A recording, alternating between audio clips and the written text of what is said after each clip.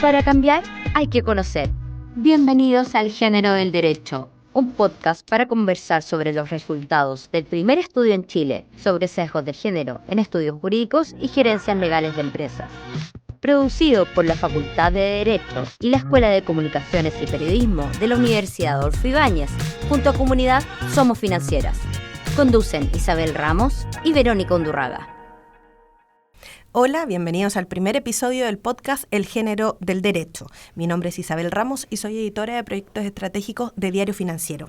Junto a mí está Verónica Undurraga, profesora de la Facultad de Derecho de la UAI y parte del equipo que hizo este estudio. Este podcast se basa en el informe Para cambiar hay que conocer, sesgos de género en estudios jurídicos y gerencias legales en Chile. En él se muestran los resultados de una encuesta en la que trabajó un equipo interdisciplinario de profesionales de la Universidad Adolfo Ibáñez y del Equality Action Center at the University of California, San Francisco, que describe sesgos de género presentes en las interacciones diarias en estudios jurídicos y gerencias legales y que pueden tener un efecto directo en la contratación, retención, remuneraciones, ascensos y bienestar laboral de abogadas. Hoy vamos a conversar sobre el primer sesgo que se llama Demuéstralo otra vez. Bueno, y para conversar sobre este sesgo tenemos una invitada extraordinaria. Ella es María de Lourdes Velázquez, es abogada, estudió en la Universidad Católica de Chile y tiene más de 20 años de experiencia tanto en estudios como en cargos de liderazgos en empresas de diversas industrias. Es directora del capítulo chileno del World Energy Council y de la Universidad Alberto Hurtado.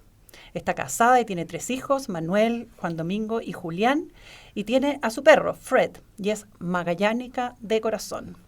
Y además tiene más hobbies de los que puede practicar. Muchas gracias por acompañarnos hoy día, Lula. Sí. María de Lourdes, Lula para los amigos. Muchas gracias por la invitación, Vero, y a la universidad por esta oportunidad. Muy contenta. Perfecto. Oye, te invito a escuchar nuestra primera cápsula para inspirar nuestra conversación. Buenísimo. El sesgo, demuéstralo otra vez, consiste en que una mujer, aunque tenga las mismas credenciales que su colega hombre, a diferencia de él, debe probar su capacidad una y otra vez. Se expresa en frases como, él va a llegar lejos, o a ella le falta experiencia, no está lista todavía. Del total de encuestados entre gerencias legales y estudios jurídicos, solo un 9,4% de los hombres dijeron estar de acuerdo con la frase «Tengo que trabajar el doble para obtener el mismo nivel de reconocimiento que mis compañeros de trabajo». Entre las mujeres, en cambio, el 33,3% estuvo de acuerdo con esta afirmación. Lula, ¿por qué crees tú que las mujeres de los estudios jurídicos y de las gerencias legales reportan que tienen que estar constantemente probando su capacidad una y otra vez? ¿Es así? ¿Tú lo has notado? ¿En qué lo notas? ¿A qué lo atribuyes? Yo creo que esto es un fenómeno bien extendido. No creo que sea un privilegio que sea exclusivo del mundo del ámbito legal. Yo creo que en general a las mujeres nos pasa en el mundo empresarial, pero también en los estudios. Y tiene que ver, pienso, con una cierta invisibilidad que tenemos las mujeres o que hemos tenido históricamente en estos ámbitos, dada fundamentalmente porque las mujeres llegamos a un ámbito donde somos minoría, ¿no? O sea, sobre todo en industrias como la legal, que han sido históricamente, especialmente los estudios, han sido dominados más por hombres que por mujeres. Y lo mismo pasa en las empresas, ¿no? O sea, las mujeres, y dependiendo de la industria, depende un poco del área, ¿no es cierto? Porque hay áreas que son más típicamente, entre comillas, femeninas, pero la ley legal no necesariamente lo ha sido así. Entonces, las mujeres somos o entramos en un entorno donde somos minoría o hemos sido minoría históricamente. Y eso te obliga y te fuerza a abrirte espacios o a intentar abrirte espacios y a manejarte en códigos que te son ajenos. Lo hablamos la otra vez, pero a propósito de, ya no voy a hacer spoiler, pero cuando traes en el fondo a alguien, cualquier persona, en el fondo que la pones en un entorno social donde esa persona no está con pares, uno se siente naturalmente como amenazado, ¿no? Se siente incómodo. Y los pares, a su vez, o la gente que forma parte del otro grupo, en este caso hombre, manejan códigos, manejan un lenguaje en el cual las mujeres no sabemos manejar, no hemos sido incluidas. Y lo mismo pasa con todo tipo de grupos, ¿no? O sea, grupos probablemente minorías de raza, en Chile, clases sociales. O sea, los grupos tienden a juntarse y a manejar un lenguaje que excluye necesariamente al otro. Y yo creo que eso, en el caso de las mujeres, es bien notable. Y te fuerza un poco, o al menos ha sido mi experiencia, como a tratar de buscar espacios, rendijas, en los cuales uno pueda empezar a incorporarse en esos grupos y abrir un poco, a ser más visible, ¿no? A hacer, muchas veces, y esto yo creo que la profesión legal es bien destacable, a través de una sobreexigencia, ¿no es cierto?, en términos de destacar, ¿no?, más probablemente de lo que un hombre tiene que hacer, porque uno tiene que sobrellevar esa brecha. ¿Tienes que ver con cosas profesionales o también, como planteaba Vero en la introducción, con tus hobbies? Porque también sabemos que existe durante, digamos, estas conversaciones de pares, sí, también hablan no solo de cosas de trabajo, sino cosas de fuera del trabajo. Absolutamente, y esos son los códigos que yo te digo que tú no manejas, o sea, tradicionalmente, voy a hacer una caricatura, entonces me disculparán, pero típicamente, ¿no es cierto?, en el mundo, yo me acuerdo cuando partí trabajaba hace un tiempo atrás en estudio, era muy común que los hombres, no se participaran, jugaran golf. Y en el circuito de golf se daban conversaciones con socios, con otros socios, entre los abogados, en los cuales las mujeres no estaban. Y yo me acuerdo que había mujeres que estaban haciendo carrera en ese minuto, que decían, es que yo no quiero, en el fondo yo termino mi trabajo y voy a ir, me tengo que hacer cargo, ¿no es cierto?, de la casa, de los niños. Yo no puedo participar en esas conversaciones, ni que hablar del fútbol, u otras conversaciones en las cuales las mujeres quedamos absolutamente fuera. Entonces, efectivamente, son circuitos, ¿no? Son hobbies, son intereses. Y ojo que hoy día yo creo que curiosamente también nos pasa a las mujeres. Cuando nosotros estamos en grupos de mujeres, también uno tiende como a caer en esas conversaciones, claro, típicamente, ¿no?, femeninas. Entonces creo que también hay que estar atento porque también puede estar dejando a un otro, tal vez un hombre, pero tal vez una mujer a la que no le interesan los temas típicamente, entre comillas, femeninos, fuera de las conversaciones. Estupendo. Y en tu vida profesional, que has trabajado en estudio, pero también, sobre todo en empresas, ¿no es cierto?, en grandes empresas, ¿qué experiencias positivas o qué encuentros con personas, con jefes, te han enseñado cómo enfrentar este sesgo de compruébalo otra vez? ¿O cómo ves tú que la gente ocupa estas rendijas, digamos, para evitar que limite el desarrollo de las carreras de las mujeres, sobre todo? A ver, yo pienso que hay una diferencia, yo creo, bien grande en la forma como lo abordan las empresas a cómo lo abordan los estudios. Uh-huh. Las empresas tienen metido en el chip, y obviamente no es natural, sino que se ha ido desarrollando, pero hay una intención positiva, natural. Ya no voy a hablar en el fondo de la brecha de género, pero de partida hay un interés por el desarrollo profesional. Hay un ejercicio estructurado y sistematizado por capturar talento, por retener talento, uh-huh, en general, ¿no es cierto?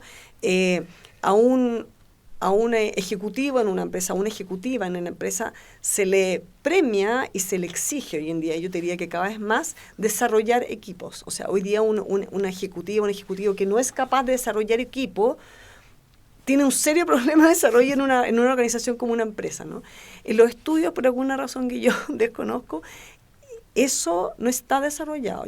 Mi visión, creo que y no quiero ser injusta porque yo sé que hay varios estudios que hacen esfuerzo, pero cuando yo veo cómo trabaja un estudio y veo cómo trabaja una empresa, no es lo mismo, ¿no? O sea, yo no veo que todos los socios estén pendientes de cómo contratan, en el fondo cómo promueven, bajo qué parámetros promueven, cómo se aseguran de cerrar estas brechas, cómo retienen el talento. Todo eso, siento que todavía en eso los estudios viven, y sea una industria que se ha desarrollado sin mucho cambio probablemente en los últimos 150 años. Y para mí eso marca una diferencia importante de lo que son las empresas, ¿no? Sobre todo empresas, yo voy a hablar, tengo una visión igual sesgada, porque a mí me ha tocado trabajar en empresas, fundamentalmente empresas multinacionales, entonces donde estos aspectos están muy desarrollados. Pero claramente este tipo de sesgos se abordan y se abordan de manera muy sistemática, ¿no? O sea, sistemática que hay proceso, por ejemplo, para seleccionar, donde tú te aseguras de que no haya un sesgo de género, hay entrenamiento, lo mismo para las promociones, ¿no? Que es súper crítico, porque de repente los sesgos de género son muy, muy, muy sutiles. En las conversaciones se hace mucho entrenamiento, entonces eso son cosas que te van ayudando al menos a crear cierto como conciencia, ¿no? de estas diferencias y a irlas minimizando. En el caso, tú decías de las empresas que tienen buenas prácticas para retención, porque ya sabemos más o menos cómo son los procesos de selección, que por ejemplo en una terna siempre hay una mujer, es como lo más típico. ¿Cuáles son los ejemplos de prácticas para retener? Voy a ir un paso.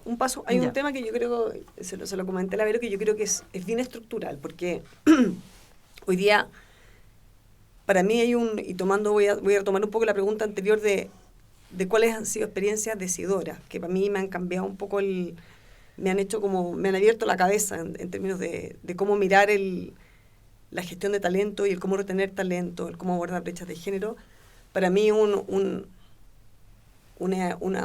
hecho fundamental es que para tú poder tener diversidad en tu organización, no solamente en términos de género, sino que diversidad más amplia, tú tienes que tener una organización diversa. Perfecto. ¿Ya? Y eso, en el caso del género, es fundamental. O sea, cuando yo veo empresas, y se nota, eso se vive internamente, cuando tú tienes una empresa donde tienes mayor presencia femenina, por ejemplo, en todos los estamentos, incluyendo liderazgo, eso te cambia naturalmente la dinámica de las organizaciones. Te cambian las conversaciones de la organización. Entonces, para mí eso es, independiente de todo esto que yo creo que hay que hacerlo, yo creo que acá hay un elemento muy, muy fundamental, que es tomar la decisión de hacer el cambio. Y de ponerse esto, como lo hace la empresa. La empresa, cuando tiene un objetivo, tú tienes tu objetivo, tú tienes tu plan, tú tienes métricas, tú alineas a toda la organización. Esto no es espontáneo. Y en el caso, y yo creo, para mí voy a hacer aquí publicidad gratuita, pero un caso emblemático en esto es la estrategia de género, de paridad de género que ha tenido BHP. Me voy a tomar un tiempo, porque la industria, porque me tocó vivirlo fuera de la minería, pero en Chile, el año 2007, 2006, la dotación femenina en minería era del 5%. 5%. O sea, imagínate, una sala de 100 hombres, 5 mujeres. 1000 hombres, calcula, 50 mujeres, ¿no? O sea, imagínate cómo eso pesa culturalmente y en términos de ambiente. Y el año 2016 BHP tomó una decisión, dice, no, vamos a llegar a gender parity, que es más o menos 60-40, al 2025. No había mujeres. No había mujeres preparadas en la universidad, no había fuerza, no había fuerza preparada. Y esa fue y el año pasado creo que hubo una primera faena minera en Australia que tuvo un 40%, pero además con una presencia de cuatro mujeres en cargo de liderazgo de 6, o sea, altísimo. En Chile este año Spence. Y para mí eso es crítico. Hay una decisión y hubo un plan. Y eso te facilita todo el resto, porque después tú no sacas nada teniendo entrenamientos, teniendo política, cuando esto no está incorporado culturalmente, porque te pasa lo mismo, ¿no? O sea, puedes tener muchos sesgos de género, pero si sigues teniendo 10 hombres y una mujer, va a ser difícil que esa mujer que trabaje ahí, hablo a propósito de la retención, lo voy a llegar a la retención, se sienta en un ambiente seguro, se sienta que está en un ambiente donde es acogida, puede ser ella misma, porque no va a poder ser ella misma. Y luego estoy hablando de mujeres, pero esto creo que aplica para todo tipo de diferencias, ¿no? Culturales, raciales, de origen social. Entonces, para mí, el bottom line de esto es, primero hay que asegurar una fuerza laboral, un equipo diverso, y luego, sí, efectivamente te tienes que hacer cargo de cómo gestionar esa diversidad, porque tampoco es que porque tienes un pool, ¿no? Si tenemos un KPI, va a funcionar, ¿no? Luego tiene que ser un trabajo que es increíblemente difícil. el abordar cómo manejar esa diversidad, gestionar esa diversidad internamente. Es un gran desafío. Te invito a seguir compartiendo los resultados de la encuesta, escuchando esta segunda cápsula. El sesgo demuéstralo otra vez hace patente que las abogadas son percibidas como menos calificadas que los abogados hombres, aunque cualificación y experiencia sea similar. Frente a la afirmación, aunque tengo las mismas credenciales que mis pares, la gente piensa que estoy menos calificado o calificada, el porcentaje de acuerdo entre los hombres es de un 11%. Sin embargo, esta percepción aumenta a un 35% en el caso de las mujeres. Lula, tú como abogada de empresa tienes que contratar estudios jurídicos, Sí. ¿no es cierto? ¿Y qué buscas en los estudios jurídicos o qué esperarías tú que ofrecieran en los estudios jurídicos en términos de esta diversidad, ¿no es cierto? Porque lo que tú dices es la diversidad aporta, Sí. mejora la mirada de los temas. ¿Qué es lo que tú buscas Sí. del equipo que te presenta el estudio jurídico? Yo creo que, a ver, te voy a decir lo que no busco. Ya. Lo que no busco es que me traigan que me traigan así como por cumplir el checklist, no, que tengo uno joven, uno viejo, no. Yo, y reconociendo que es difícil ya una transición, y este tema yo tengo más preguntas que respuestas porque yo siento que yo personalmente no lo he abordado lo suficientemente bien o con estructura, pero tampoco he visto, al menos en Chile, que las empresas lo abordemos tan bien, como que tengo dudas. Yo creo que ahí los abogados, sobre todo los abogados de in-house, tenemos como una tremenda responsabilidad en movilizar ese cambio. A mí me gusta cuando esto se transforma en una conversación con tu estudio, ¿no? Y cuando hay una explicación del por qué esto agrega valor. No cuando es, oye, tráeme el KPI, tienes que tener Claro. tantas socias. Porque al final, eso creo que al final juega un poco en contra, y yo creo que es muy importante el de entender, ser realmente capaz de valorar la diversidad. Y efectivamente, cuando uno como abogado interno va a contratar servicios legales a estudio, la diversidad aporta muchísimo. Y la diversidad, de tener equipos compuestos tanto como por hombres como por mujeres, diversidad etaria, diversidad de clase social en Chile, que es súper importante. Claro. Porque te abre la mirada. Uno tiene, y esto pasa también, tiende a trabajar con gente que le es parecida. Ajá. Entonces, generalmente uno tiene puntos ciegos. Tener equipos diversos al frente te abre esos puntos ciegos, te hace mirar, además para los abogados, que es muy relevante para la empresa, ver riesgos que uno normalmente no ve, ver el mundo de manera distinta, entender cosas que no estás entendiendo. Y eso es súper valioso. O sea, yo tengo ejemplos, bueno, ya les podré contar. Pero cuéntanos algún ejemplo. Me pasó una oportunidad, teníamos que contratar, en Chile antes que se aprobara que Chile adhiriera al convenio 190 de la OIT, que es este convenio contra la violencia sexual y acoso laboral. Y yo me acuerdo que yo fui a un estudio y le pedimos que nos hiciera como un análisis, ¿no? Y la reacción de los estudios, que es un estudio muy bueno, muy renombrado en su expertise, pero pero la primera reacción, me acuerdo de una conversación de los socios, fue: no, esto te va a traer tremendos problemas, esto va a ser terrible, porque que las licencias, que vas a tener que hacer un montón de cosas para que las mujeres se van a aprovechar de esto. Y yo me quedé helada, porque mi compañía para mi compañía la implementación del artículo del convenio 190 ya había sucedido. Claro. Ya había protocolos en acoso sexual, ya estaba todo lo que decía, ya lo estábamos implementando, y nosotros de hecho queríamos como ir más allá. Entonces, la pregunta es, bueno, ¿ese asesor me estaba? A lo mejor me está levantando ciertos riesgos que estaban igual, pero lo que te quiero decir es que eso es crítica, esa mirada, como porque es alguien que claramente no estaba entendiendo hacia dónde iba el mundo, ¿no? O sea, como... De hecho, la compañía estaba mucho más afuera, más adelantada en esos aspectos. Entonces, es relevante, es súper importante. Para ir ya redondeando la conversación, ya estamos llegando al final. En el fondo, ¿tú crees que las empresas son las llamadas a impulsar este cambio o tienen una responsabilidad de impulsar este cambio, tal como tú decías, al trabajar, por ejemplo, con estudios jurídicos que están más atrás en términos de mejores prácticas de sesgo, de género, de diversidad? sin restarle la tarea a los estudios. Sí, claro, sí, claro. Yo creo que los estudios tienen ahí, y es súper complicado. Yo creo que ahí tiene mucho que ver, lo hablábamos también la otra vez con la Vero, con el modelo que tienen los estudios, ¿no? De esto de facturación, que te cobran por hora. Entonces, indudablemente, el que está más dispuesto a estar más tiempo, a viajar más, a trabajar 24/7, es el que naturalmente crece dentro de esas organizaciones. Perfecto. Y mientras sean las mujeres las que asumimos el rol más de cuidado, y eso no hay un cambio cultural, indudablemente va a pasar. Pero yo creo que uno sí puede, desde esta vereda, impulsarlo, ¿no? Desde tener políticas, desde acordar con los estudios ciertas prácticas, buenas prácticas. Por ejemplo, cuando me propongo equipos, proponme equipos diversos. Cuando me propongan equipos diversos, asegúrate de darle visibilidad. O sea, que no solamente sean los socios o socias quienes interactúen, sino que expon también de manera cuidada, responsable, a la segunda línea, ¿no? A esta gente que tú quieres fomentar y hacer crecer, que hago que la empresa se hace.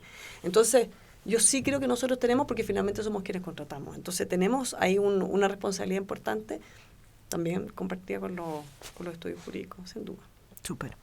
Y es muy importante esta visión que tú entregas, Lula, en el fondo de poner énfasis en las medidas, en las prácticas, en los protocolos que tienen las oficinas, en las conversaciones necesarias que tienen que darse, y no quedarse, que a veces pasa en este discurso como de hacer coaching a las mujeres solamente, como si fuera un problema, de que las mujeres tienen un problema para insertarse, en vez de mirar cómo el ambiente jurídico que se les está ofreciendo las visibiliza como es necesario, ¿no es cierto? Oye, solamente para cerrar, porque hay un estudio, este caso de BHP, hay un estudio que yo creo que está en la Harvard Business Review, que es el caso de Southbanks, y habla exactamente de esto. O sea, yo digo, si la minería pudo hacerlo en 10 años, realmente me cuesta creer por qué otras industrias no pueden ponerse al día, ¿no? Exactamente. Oye, te queremos agradecer. Estuvimos acá conversando con María de Lourdes Velázquez, y muchas gracias por esta conversación, que es la primera de nuestra serie de episodios en el podcast El Género del Derecho. Y para que no nos estén escuchando, el próximo episodio va a ser dedicado a analizar el sesgo del tira y afloja con un invitado muy atractivo, así que no se lo pierdan. Muchas gracias. Muchas gracias a ustedes.